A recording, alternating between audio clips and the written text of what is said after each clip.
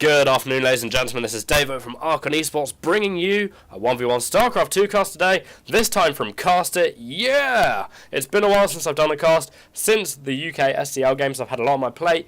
Getting a new computer so I can bring lovely streaming to you fellows in lovely quality, as I do like to do. So today we have a Terran versus Protoss. Yeah! Or as some people call it, a TVP.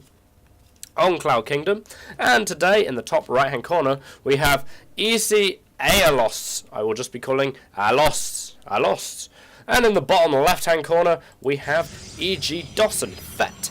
Excellent. Now this is a diamond to platinum level game taking place on a ladder.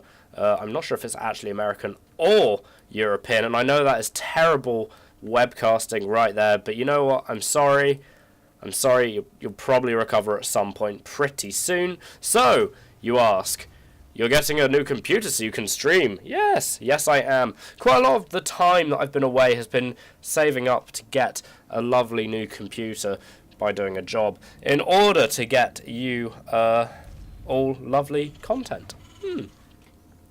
Lovely streaming content. That is what I plan to do. Also, I've had university as well. Yeah, university. Boring, right? I know. Some things that are far more exciting are probe wars and SCV wars that are going on as we speak. So, we do have a fairly standard opener for both of our guys here today.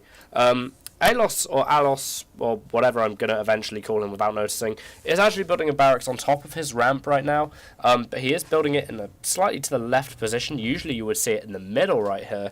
Maybe he's going to plonk another barracks down here, maybe he's going to put a supply depot here. I'm honestly a little bit surprised that more people don't put supply depots here, but then if you do, you've got more of an area for your enemy to attack, especially if they use melee units like Zealots or Zerglings. And of course, splash damage from Banelings with two supply depots next to each other is not as good as having, well, a barracks in the middle and then two supply depots, as they're less likely to kill both of the supply depots. Plus, it looks all symmetrical and pretty and everything like that. And everyone loves symmetrical and prettiness. This Marine here just getting close enough to have a go at the probe, but not quite kill him, and it does actually look like this probe will go down and crumble into many individual pieces, and he won't go back to Aya because he is a robot. That's right. Assimilator going down here, so we have got a fairly early double assimilator here. In some builds, I do know that this is standard, but it can also mean that we're going to see some robo play. I wouldn't have said that it's a Stargate play. That's something that you don't often see. We could see early charge upgrades and stuff like that. I know that quite a few people have been innovative lately with that kind of thing, and it'll be very interesting. I really like TVP as a matchup. The dynamic of the matchup is really nice, especially when you get into late game. It just rules. We have eCAiolos right here, building his factory. Building his factory up. So, I mean, he doesn't actually have his other gas yet, though, which is interesting. But it does actually look like he is going to go and grab a Hellion straight out of that factory. And that's very interesting, because we have heard lately that, well, basically, many Terran players have been saying, oh, Protoss could be as vulnerable to Hellion attacks as Zerg, and now that's entirely fair, especially, I mean, Stalkers don't actually do that much damage. I mean, I'm not entirely sure how many shots it takes from a Stalker to take down a Hellion, but it could be quite a few, you know? And, I mean, Hellion could do quite a lot of damage in that time. Probe getting in there, but probably not seeing anywhere near as much as he wanted to.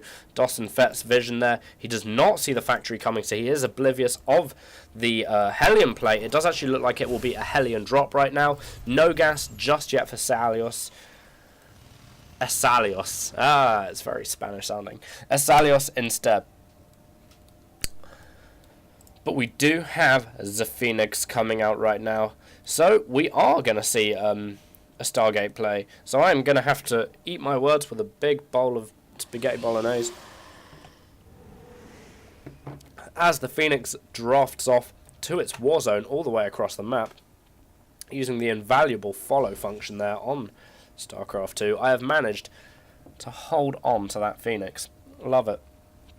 Amazing. Meanwhile, we do have two Stalkers coming up here, and they do look like they're going to push the front. Of course, the Hellions are not going to do any damage against said Stalkers currently. eCAiolos will need to draft his Marines in, but they've already gone for an attack. I don't think eGDosenfett knows that this is coming. I'm not sure he saw the medvac. These Stalkers here, they are actually probably going to take down that tech lab. We do have a cancel coming down from eCAiolos as well. And it's a pretty effective harass there, but that's all it will remain apparently, as these Phoenix are seemingly pulling back as well. I mean, I really think the eGDosenfett has a little bit of time here to maybe do a little bit of damage. All that his opponents has are Hellions. I mean, there is the base coming in the back right now.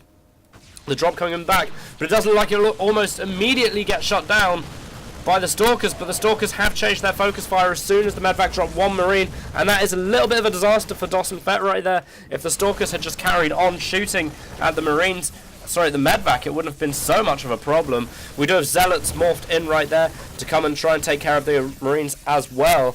Meanwhile, we do have some Phoenix harassment there on the SCVs in eCAiolos's line. Stalkers carrying on shooting the front door. Good play there by eGDosenfett, keeping the pressure up.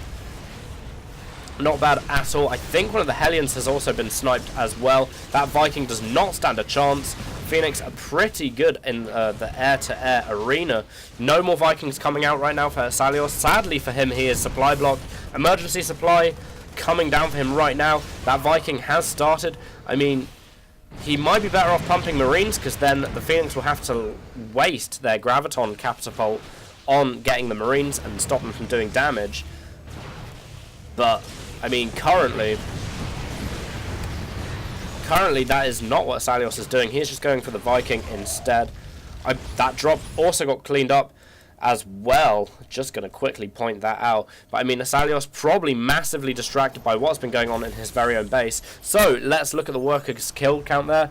eGDosenfett has got 4 workers killed, while eCAiolos has got 3. I honestly thought eCAiolos might have a few more, because obviously Marines do so much damage to probes. But nope. Just 4. We do have this really cool style from eGDosenfett with the Phoenix. It's something you don't see that often versus Terran, because of their aptitude to be able to cover anti-air and get Marines, which of course are kind of beasts. But it really helped that eGDosenfett was able to take out his opponent's tech lab.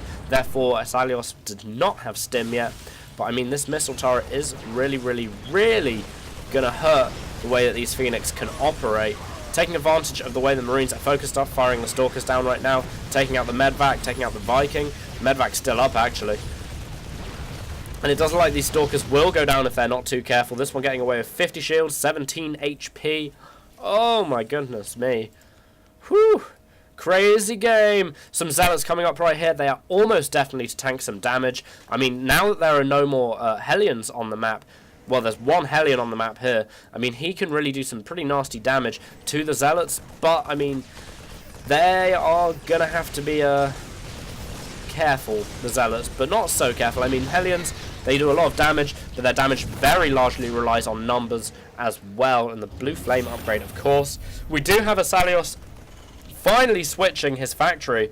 One can only presume for this barracks that he is building. He could have lifted the factory off and just built the barracks there, but, you know, each their own, that's absolutely fine. And we do have eCAiolos being able to push out from this attack now and pretty much get some stuff done. I mean, we are going to see these Marines lifted up here like unfortunate sods and die.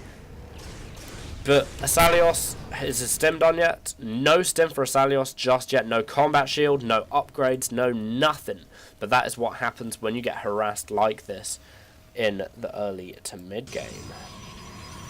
I mean, I think the early game, it's safe to say the early game is officially over now, and we are looking at a mid game scenario. We have a really clever thing that some people do is medvacs and Vikings in one starport off a reactor.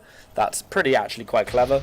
And it's something that quite a lot of people don't do, surprisingly. I was kind of surprised when I kind of found out. It was, oh, that's a really good idea. That's basically what I was saying. Hooray! Phoenix coming up right here from the south, and they are going to look, well, they were for a second going to look like they were going to pop in there and try and do a little bit of damage. Here we go. Here is a pop in. No, they are just going to hold, wait for the rest of the attack force, and a mortal in here as well. Especially useful for versus these Marauders, but at the moment it does actually look like eGDosenfett is slightly outgunned. I mean, his Phoenix harass is just going excruciatingly well. eCAiolos not looking like he totally can... I don't know, he needs to build some missile turrets or something around the place. That might remedy the situation. But suddenly eGDosenfett has managed to pretty much rally a rather large army here, as long as... I mean, well, actually, that really looks quite conclusive. 2 nice force fields here, stopping the Marines and Marauders from getting away. The Zealots just fighting with SCVs, and we know who wins there. And this looks like the end of the game. So it looks like a really, really conclusive victory for eGDosenfett right here.